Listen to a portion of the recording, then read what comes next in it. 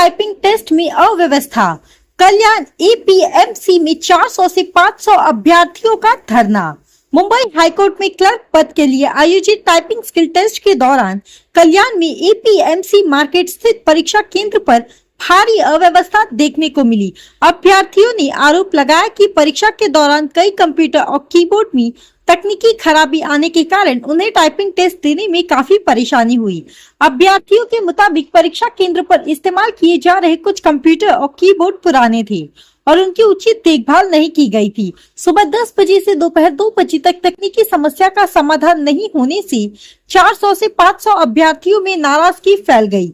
अभ्यर्थियों ने परीक्षा केंद्र पर पीने के पानी समेत अन्य बुनियादी सुविधाओं की कमी का भी आरोप लगाया। समस्या का समाधान नहीं होने पर बड़ी संख्या में अभ्यर्थियों ने परीक्षा केंद्र के बाहर धरना शुरू कर दिया। देखते ही देखते परिसर में तनाव का माहौल बन गया, जिसके बाद स्थिति को नियंत्रण करने के लिए पुलिस को मौके पर पहुंचना पड़ा। कुछ अभ्यर्थियों ने यह भी आरोप लगाया कि परीक्षा केंद्र पर वीडियो बनाने वाले विद्यार्थियों के खिलाफ कार्रवाई की जा रही थी। अभ्यर्थियों ने हाईकोर्ट की क्लर्क भर्ती परीक्षा की व्यवस्था और परीक्षा संचालन पर गंभीर सवाल उठाते हुए प्रभावित उम्मीदवारों के लिए तत्काल वैकल्पिक व्यवस्था करने की मांग की है। उनका कहना है कि तकनीकी खामियों के कारण जिन अभ्यर्थियों की परीक्षा प्रभावित हुई, उन्हें निष्पक्ष अवसर मिलना चाहिए और पूरी परीक्षा प्रक्रिया पारदर्शी तरीके से पूरी की जानी चाहिए। मामले को लेकर संबंधित संस्था और अधिकारियों से प्रतिक्रिया लेने का प्रयास किया गया, लेकिन उन्होंने इस विषय पर बोलने से परहेज किया। अब अभ्यर्थियों की नजरें इस बात पर टिकी है कि परीक्षा प्रशासन तकनीकी गड़बड़ियों से प्रभावित उम्मीदवारों के लिए क्या कदम उठाता है। पटेल, जवळजवळ 2-2.5 तास आम्ही सेंटर शोधत होतो। सगळ्यात पहिला माझा माननीय उच्च न्यायालयाला एकच प्रश्न आहे। मी खूप सन्मान करतो तुमचा, न्यायपालिकेवर आमचा सदैव विश्वास आहे, पण एकच माझा सामान्य माणसाचा प्रश्न आहे, ही जागा आहे का प्रश्न परीक्षा घ्यायची?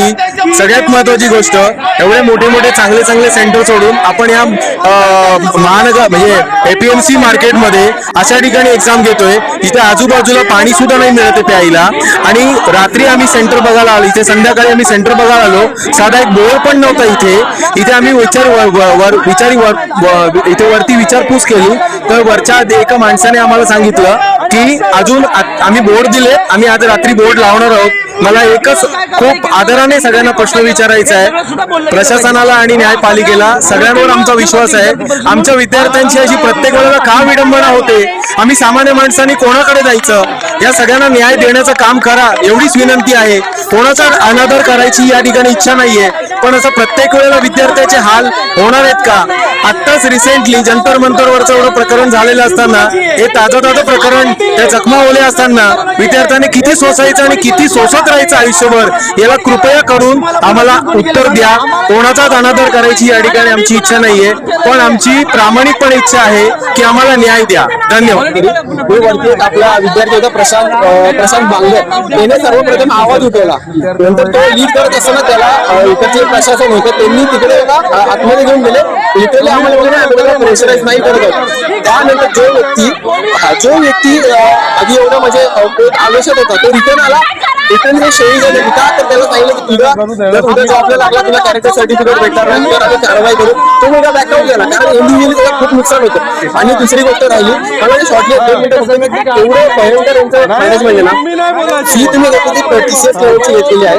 TCS लेवलला 1000 रुपये फी मध्ये तुम्ही स्क्रीनशॉट घेतो, फर्स्ट क्लास मॅनेजमेंट। तिथेही फेल झाली, तिथे 20-30% मुलं फेल होतात। तिथे असं हे होत नाही। या कारण काय की हे मॅनेजमेंट, जसं मॅडम बोलल्या की कुठेही बसा, हे असं नसतं। समजा मी आता लवकर पोहोचले, मी लवकर पोहोचलो, तसं मॅडम बोलले की त्याला एक मुलं त्यांना चांगली जागा भेटेल, मी लवकर पोहोचलो, मला चांगली जागा भेटायची शक्यता जास्त आहे। या गोष्टी असतात भरपूर, म्हणजे अगदी वरती दबाव आणला जातोय, जे खूप चुकीच्या गोष्टी वरती होते। सर्वात पहिलं आम्ही एंटर केलं तर आम्हाला असं बोललं गेलं की तुम्हाला जिथे बसायचं तुम्ही बसून घ्या। म्हणजे मुलं फर्स्ट गेली तरी ऑब्व्हियसली त्यांच्या सीट्स चूज केल्या आणि मग नंतरच्या मुलांसोबत थोडं इंजस्टिस झालाय।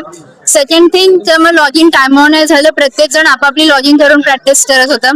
थर्ड, स्क्रीनवर कर्सर विजिबल नव्हता म्हणून आम्हाला माहिती नव्हतं की आमचा कर्सर स्पेस देऊन आहे की आधी आहे।